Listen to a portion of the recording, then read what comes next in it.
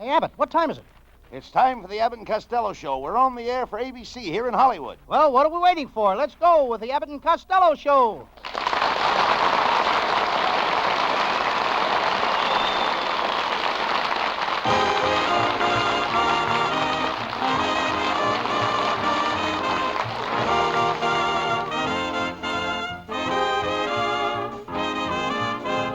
Yes, it's the Abbott and Costello Show, produced and transcribed in Hollywood tonight for your listening pleasure with Susan Miller and the music of Matty Malney.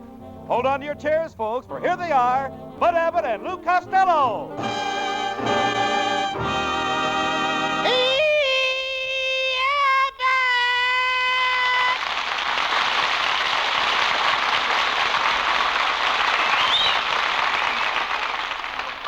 Costello, what's the matter with you tonight? Jane Russell just kissed me. Jane Russell just kissed you? Well, this smoke ain't coming out of my ears for nothing.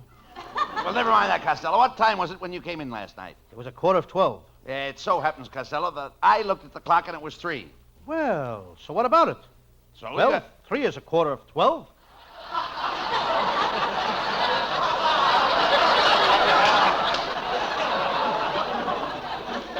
anyhow, did you have a good time at the party? Good time. Why, Abbott, they treated me like a king.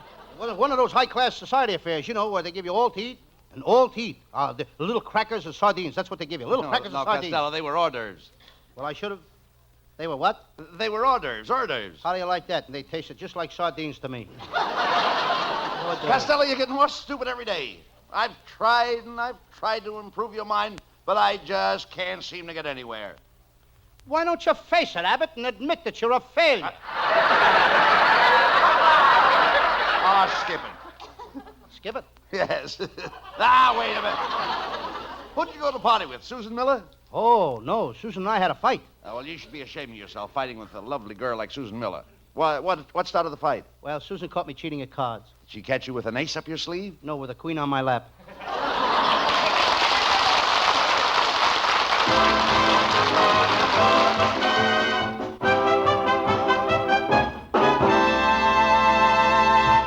Before the boys get rolling into high gear, here's a fellow with a special message for you.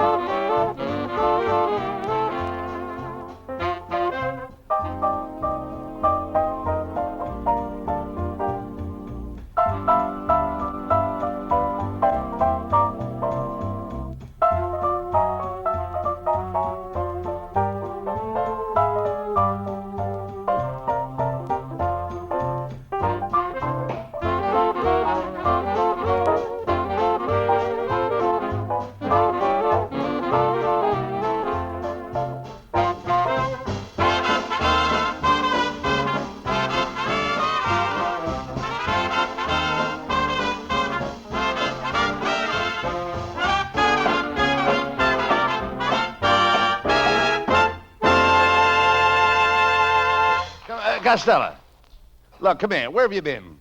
Why are you all dressed up tonight? Abbott, I just came from my cousin Vincent's wedding. Oh, so your cousin Vincent finally got married. Who did he marry? He married a woman. You dummy. Of course he married a woman. Who ever heard of anybody marrying a man? My mother did. Talk sense, please. What kind of a wedding did he have? It must have been a military wedding. A military wedding? How do you know? Her father was carrying a shotgun. Marriage is so romantic. Who gave the bride away, Costello? Nobody. Nobody? I could have, but I kept my mouth shut.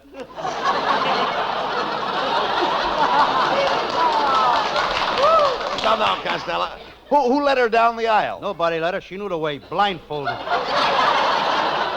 Look, Costello, somebody had to lead her down the aisle to meet her spouse. To meet her what? Her spouse. Vincent is a spouse. Just a minute, Abbott. You can't call Vincent a spouse. He never touches her stuff. Okay. Then we'll say that Vincent was a groom. That's better. He was a groom before he was married. How could he be a groom before he got married? He worked in a livery stable. That's a horse on you. Oh, skip it.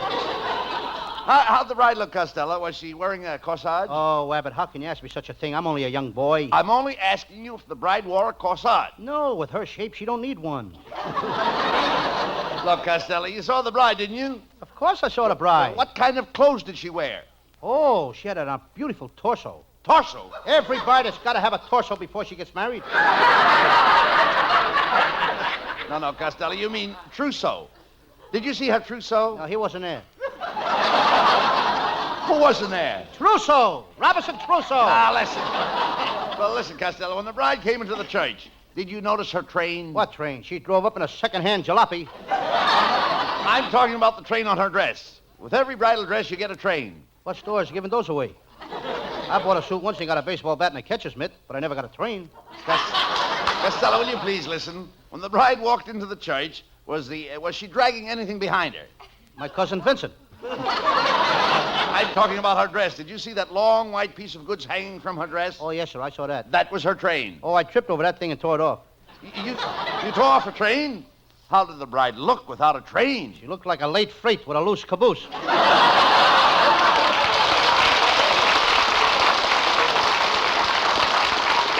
Costello, you're not fit to talk to an idiot. I'll write you a note. Well, your cousin Vincent is very lucky. A man doesn't know what real happiness is until he gets married, Lou. Yes, and then it's too late. Yes.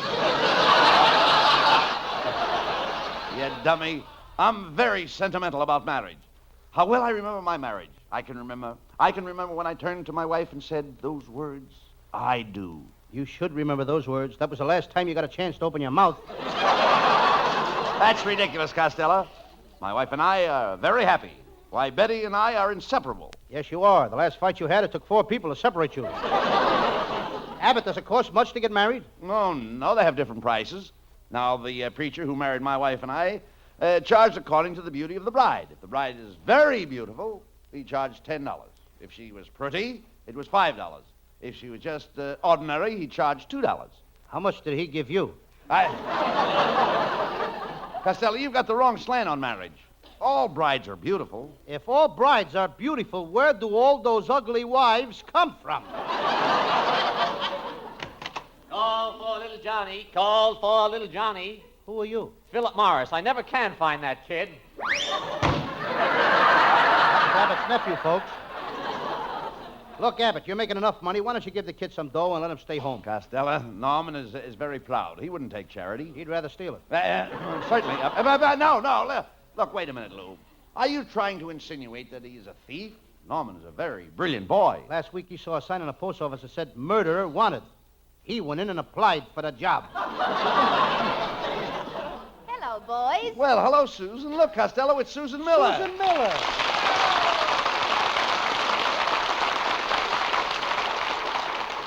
Oh, Susan. Why didn't you show up for our date last night? Oh, I couldn't, Costello. We've had sickness in our house. The fireplace caught virus X. Now, how could your fireplace catch virus X? Why not? It's already got the flu. Get it? Fireplace. Same writers we got. Susan, you're getting to sound more like Milton Berle's mother every day. Why don't you invite Costello to your party next Sunday afternoon? Oh, that's a good idea. Costello, you can be Cupid. Wear 3-cornered pants and carry a bow and arrow. Oh, Susan, I couldn't do that. Why not? Oh, how would it look for a guy my age to be carrying a bow and arrow? I'm going to the party, Costello. I'm going as Simple Al. Oh, don't you mean Simple Simon? Abbott's so simple he can't spell Simon.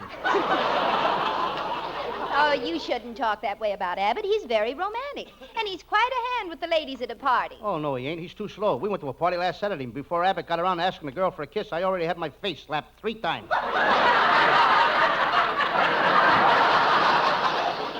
Well, you see, Costello, now if you were married, things like that wouldn't happen to you. Susan's right, Costello. Marriage keeps a man out of trouble. Yeah, it keeps him out of trouble. He wouldn't have gotten in if he hadn't got married. Oh, now what don't you like about marriage? The part where they throw away the rice. That part I don't like, where they throw the rice. At my cousin's wedding today, they threw rice at Vincent, and it's too messy. Rice isn't messy. It is when they mix it with chop suey. Well, I gotta go now. I'll see you at the party. Susan, I'll be over real early, and I'll help you stuff the turkey. Oh, no, you don't. You stuffed the turkey the last party. You stuffed it with taffy. Stuffed the turkey with taffy? Mm-hmm. What happened? Well, while all the other people were trying to get their teeth unstuck, Costello ate all the white meat. So long, Fatso. You know, Abbott, there goes a nice girl. Really. Yes, sir. I'll have to agree on that. A very nice girl. You know, Susan said that she'd marry me if it wasn't for my sentimentality. Sentimentality. Yeah, she knows I haven't got a cent, and she's not so sure about my mentality. Susan would marry you all right, Costello, if you were in business and making money, you know. Oh, Abbott, what kind of business could I go in? Well, it's sleep year and it's spring. You know, I think we could make a fortune if we opened a matrimonial bureau. There's a lot of money arranging weddings for people. Lou. Not me, Abbott. I'm not going to be responsible for sticking guys with mother-in-laws.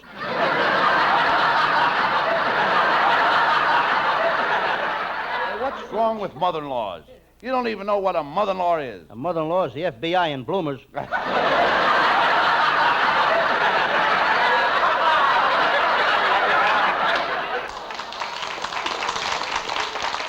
Well, it's easy to see you know nothing about matrimonial bureaus. Well, I do, too. Last summer I worked in a matrimonial bureau. I was in the travel department. I arranged places for happy couples to go on their honeymoon. You did? And I only made one mistake. A couple wanted to go to Niagara Falls, and I sent them to Atlantic City. Were they angry? They will be if they ever find out. Well, Betty, darling, it's my wife, Costello. Betty, Costello and I are thinking of opening a matrimonial bureau. Oh, I think that's wonderful. Oh, marriage is such a wonderful thing. I owe everything I am to my husband, Buddy. Why don't you give them the 2 cents a square to your account?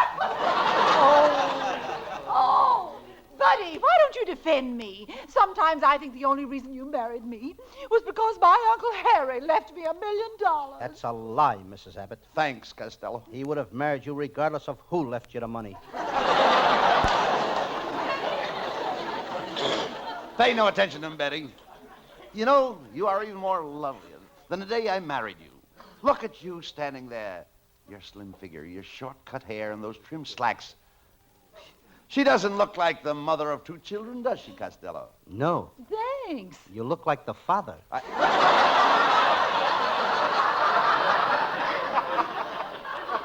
Costello, I'll have you know that my wife still wears a size 16. Isn't that a pretty big shoe for a woman?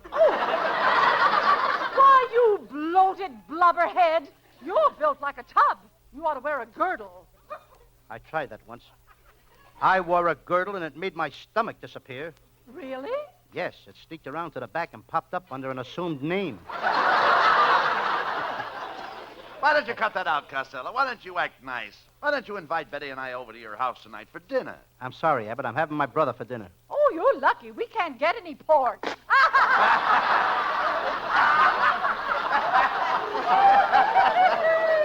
Oh, Betty.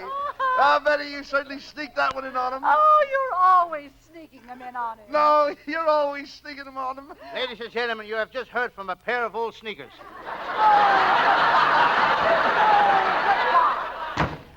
Costello, look, if we were in business, you wouldn't have time to go around insulting people. We ought to open that matrimonial bureau. You put up the money, and I'll open up the office. Oh, no, you don't. Oh, all right, I figured that. I'll open the office, and you put up the money. Well, that's better. All right. Wait a minute. That's the same thing. Well, I've got the place, the office all picked out. All I want you to do is to go around and grab some customers that want to get married. Okay, I'll grab Jane Russell. Well, you can grab Jane Russell. Jane Russell is already married. You grab what you like, and I'll grab what I like.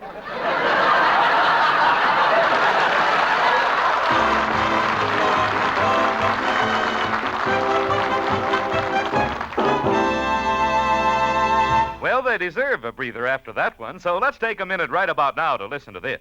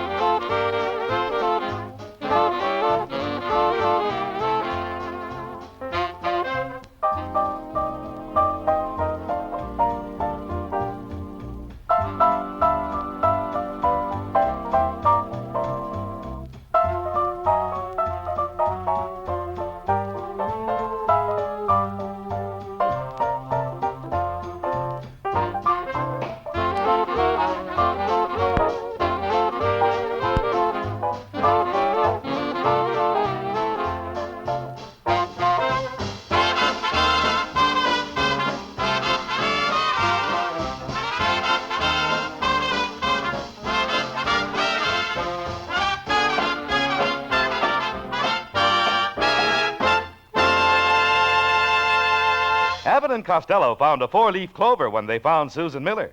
Here she is, you lucky people, singing with Matty Malnick's orchestra.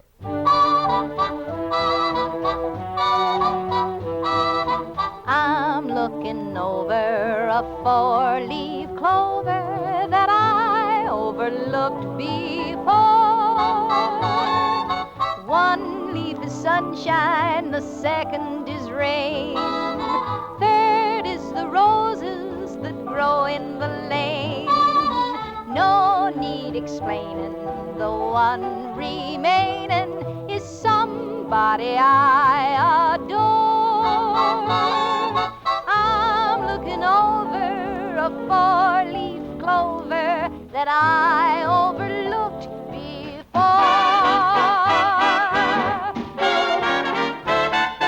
I'm looking over a four-leaf clover that I overlooked before.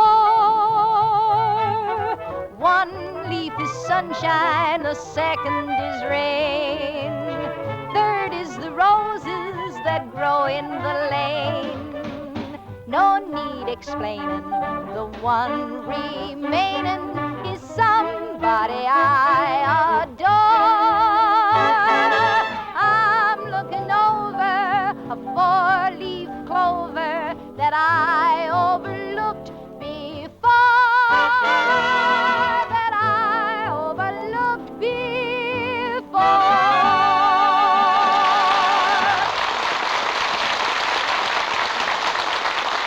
Well, Costello, how's it feel to be in business? Here we are in our own office, the Abbott and Costello Matrimonial Bureau. Now, remember, we want to try and get my oldest sister married as soon as possible. Now, there's her picture. That's her picture? Yeah, but she's got red curly hair. What's wrong with that? Lots of girls have red curly hair. Growing out of their ears? Answer that, Costello. That may be a customer. Abbott and Costello Matrimonial Agency. Be brief, I just dropped my penny in the payphone. A penny? You're supposed to drop in a nickel on the phone. Well, I'm calling from a thrifty drugstore. What can I do for you? Well, I've got to have a wife. I've simply got to have a wife. I've got $2 million. If you get me a wife, I'll give her $1 million, and I'll give you $1 million for your fee. $1 million for me? Come over right away to the office, right away. Well, I can't. They won't let me out.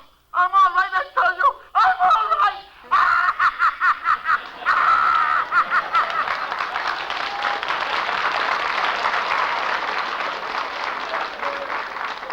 Ladies and gentlemen, to Mr. Harry Brown goes the Oscar for the show tonight. Hey, Abbott, what paper did you put our ad in? The Hardware Journal. I thought so. One of the nuts just called up. Abbott and Costello Matrimonial Agency. What kind of girls have we got? We got girls in frills and girls in laces, arsenic and old faces, girls who sing and girls who dance yet, girls who never had a chance yet, big girls, small girls, everyone spectacular, short girls, tall girls, and Abbott's sister who looks like Dracula. I think I run Harry Brown a close second. How do you do, gentlemen? I'm from the Marriage License Bureau. I understand you two are running a matrimonial bureau. Mr. Costello, do you understand the laws governing marriage? I do. And Mr. Abbott, do you understand the laws governing marriage? I do. I now pronounce you man and wife. That'll be $5, please.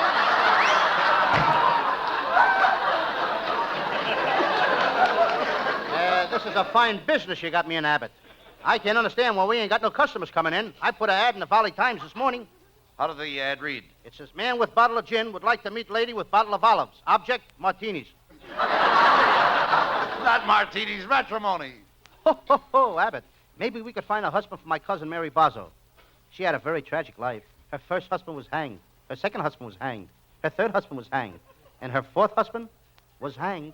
And she wants to get married again? Yeah, she's just getting the hang of it. Abbott, maybe we could find a wife for me. Well, what kind of a girl would you want? She must have gorgeous blonde hair, a lovely figure, and a beautiful face, and $1 million. And a girl with all that would have to be nuts to marry you. And she can be nuts, too. Hiya, fellas. How's the new matrimonial agency? Well, it's our band leader, Matty Malnick.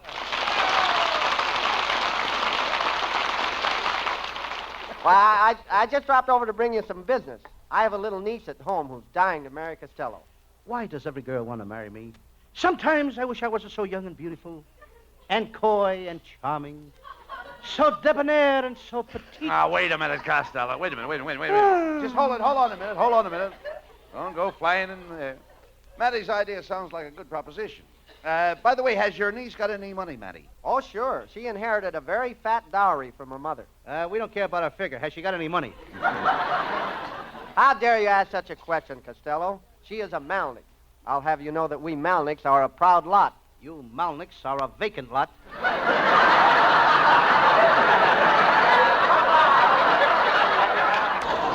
Now, Costello, take it easy.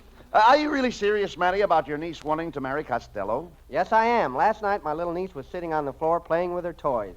And she looked up at me and said, "That Lou Costello is the sweetest boy, and I'd like to marry him." Oh, now, isn't that cute? How old is she? 57. Look, Mattie, Costello doesn't want to get married, but we'll be glad to find a husband for your niece. That's wonderful, Bud. She's right out in your waiting room. Shall I bring her in? You better wheel her in. Poinciana, will you step in here? Here she comes on the run. She doesn't run very good. Maybe she needs a grease job. Quiet, Costello. How do you do, Miss? The full name is Poinciana Pigeon-Pigeon. What's the hyphen for? That's for the pigeon to sit on. Miss Pigeon, I'm sure that we can find you an ideal husband. Now, if you'll just leave $100 deposit and, of course, one of your pictures. Oh, I'm afraid I haven't any pictures of myself. I did have some taken, but the photographer didn't develop the negative. He was probably afraid to go in a dark room with them alone. Miss Pigeon, have you ever been married before? Yes. My first husband snored, so I got a divorce. Now he pays me $500 a week alimony. Just because he snores? Yes. That guy's really paying through the nose. Are you going steady with anyone right now? Yes, I am. But he's a businessman, and he's always away on trips. Now, Mr. Costello, what would you do if you were in my place? Oh, I don't know. Let's go over to your place and find out. Quiet, Costello. Miss Pigeon, are you planning on marrying this man? I don't think so. I've got a hunch that he's growing tired of me. What makes you think that? He hasn't been to see me in over 10 years. Your troubles are over, Miss Pigeon. We'll find you a husband. Oh. Just give us your check for $1,000 for our fee and sign this contract. What contract? Now, I can't see so good. Broke my glasses before I left the house this morning. Well, how could you see to find your way to this office? She must have come in on the rims. Quiet, Costello, quiet. This woman is a customer. Let me handle her. And now, Miss Pigeon, if you'll come to my house 8 o'clock this evening, we'll say, I'll show you a happy family. Myself, my wife, and our little boy. Oh, this is so thrilling. I'll be there at 8 o'clock. Abbott, why did you tell that woman you had a little boy? You haven't got a little boy. Well, Costello, we've got to put this deal over. I'll have a little boy by 8 o'clock tonight. Don't worry. Abbott, now I'm convinced that does everything.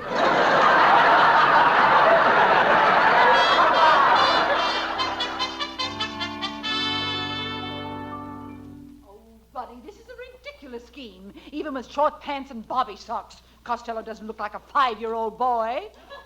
I don't? No, you look like a 3-year-old moron. Now, remember, Costello, I'm going to call you Junior, and you're supposed to be a schoolboy. I am a schoolboy, Abbott. For 20 years, I've been going to school studying reading, writing, and arithmetic, and my mother is proud to say that I am the only schoolboy that can't read, can't write, and can't count. Why is she proud? No other mother can make that statement. Oh, now there's Miss Pigeon now. Remember, Costello, you're our son, Junior. Now you answer the door, and Mrs. Abbott and I will go into the kitchen. Good evening, little boy. I'm Miss Pigeon. Hello, Miss Pigeon. I'm Junior. Pull up a clothesline and sit down. Spread your feathers. Oh, my.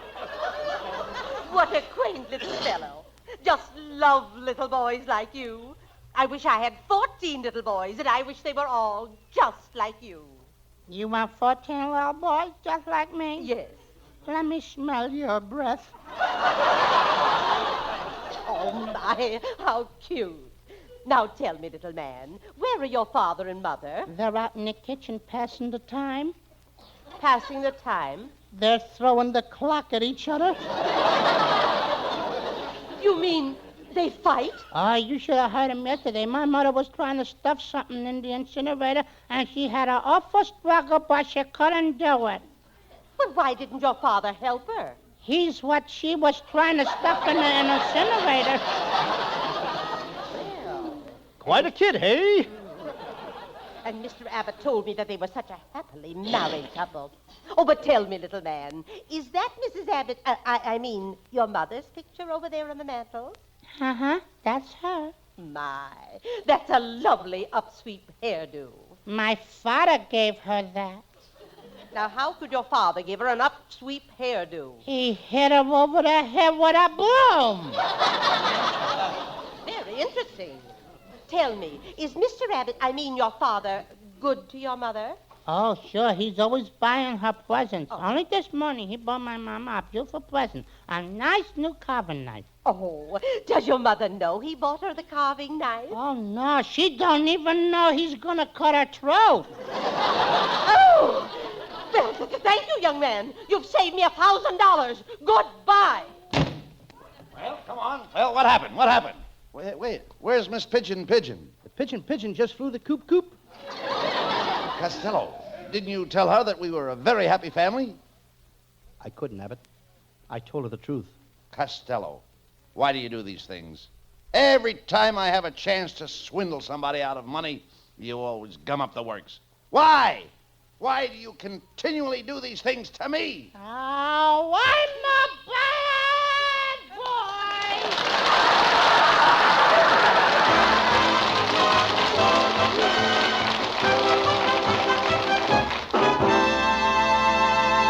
Stick around. The boys aren't quite through with you yet. They'll be back after a final thought on this subject.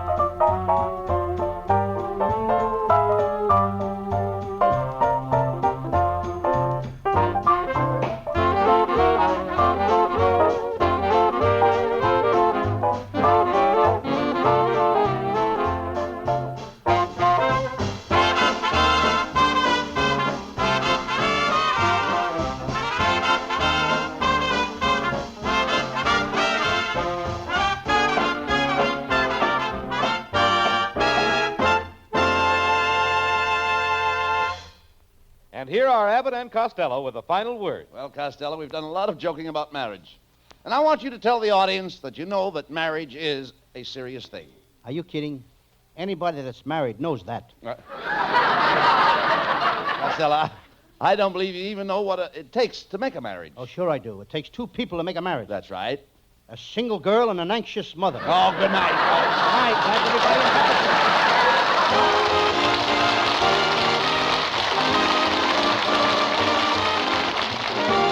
Listen each Wednesday night at this time for another great Abbott and Costello show, produced and transcribed in Hollywood by Charles Vanda and featuring Susan Miller and Matty Malnick's orchestra.